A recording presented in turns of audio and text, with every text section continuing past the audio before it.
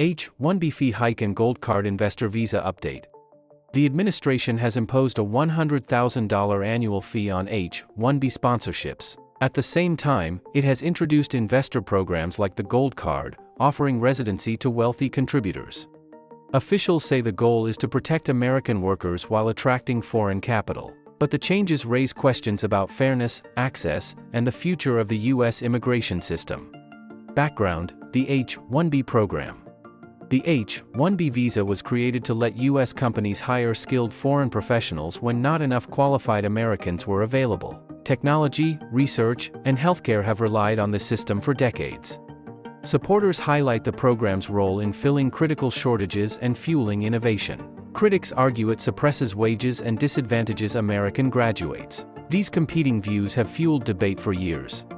The new policy attempts to resolve that tension by making sponsorship financially burdensome, forcing employers to prove a foreign worker's exceptional value before committing to their sponsorship. The $100,000 sponsorship fee. At the center of the shift is the new fee, $100,000 per year for every H-1B worker. This applies to both new petitions and annual renewals. Because status can last 6 years, the total cost of keeping one worker could exceed $500,000. For large employers, annual sponsorship costs could rise into billions.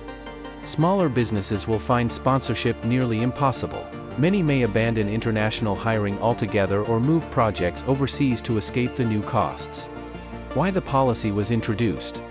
Officials defend the measure as a way to protect domestic jobs. By raising costs, they believe companies will prioritize U.S. graduates and invest more heavily in training local talent.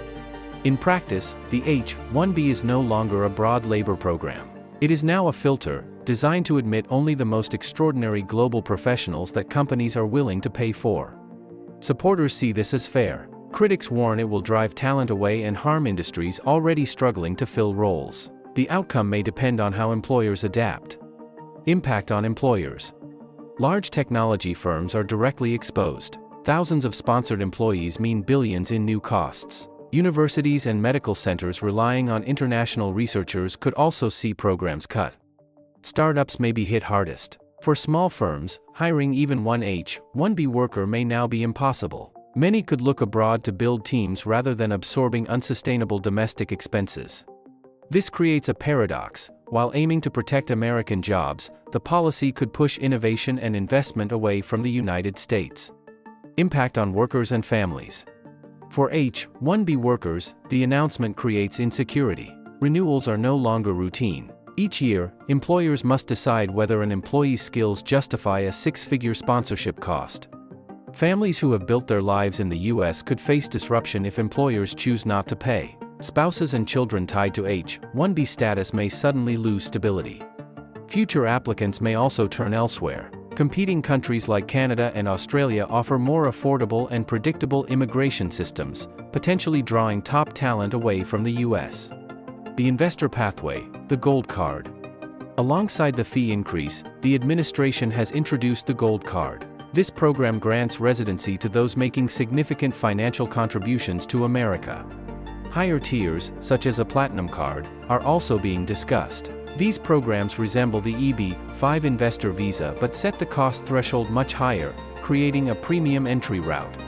The message is clear: America is now prioritizing capital. Skilled labor faces barriers, while wealthy investors receive faster, more flexible immigration pathways. Wealth versus merit. This new model highlights a growing divide. Skilled professionals face high costs and restrictions, while wealthy individuals can essentially buy their way in. Supporters claim the balance makes sense, protecting jobs while encouraging investment. Critics argue it undermines fairness and shifts immigration toward privilege rather than merit. A talented engineer may lose their chance, while a wealthy investor with limited expertise secures residency by writing a check. This shift raises tough questions about America's values. Legal and political challenges. The new policy is likely to face court challenges. Immigration law involves congressional authority, and critics argue the executive branch cannot impose such sweeping changes alone. Business groups, universities, and advocacy organizations are preparing lawsuits. Courts will determine whether the fee structure survives, but until then, employers and workers must navigate uncertainty. Some may delay sponsorship decisions, fearing costs that could later be overturned. Others may push forward, hoping the policy endures. Either way, the legal battle will be decisive. Economic arguments from the administration. Officials argue the fees and investor programs will fund tax cuts, reduce debt, and strengthen social programs. They see immigration as a tool to deliver direct economic returns. The idea is simple: protect American workers from wage competition, and attract foreign wealth to strengthen national finances. It reframes immigration as primarily an economic transaction. Economists remain divided. Some see promise, while others warn of lost competitiveness, reduced innovation, and unintended damage to industries built on global talent. Guidance for employers. Employers should immediately assess which workers justify the new costs. Fast-tracking green card sponsorship for long-term employees may be more economical than paying recurring H-1B fees. Alternative visas such as O-1 for extraordinary ability or TN for Canadian and Mexican professionals may also provide solutions. Companies must budget carefully and seek legal advice. For some, shifting projects abroad may become the most practical option. Strategic planning will be essential as the policy plays out in courts and corporate boardrooms. Guidance for workers.